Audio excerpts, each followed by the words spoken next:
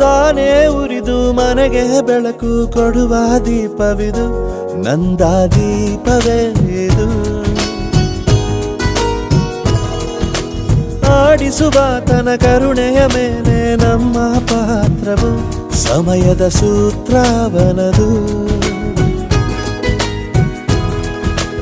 ಒಂದು ಮುತ್ತಿನ ಕಥೆಯ ಹೇಳಿತು ಈ ಬೊಂಬೆ, ಆ ಕಥೆಯಲ್ಲಿದ್ದ ರಾಜ ನಂಗೆ ನೀನು ಬಂದೆ.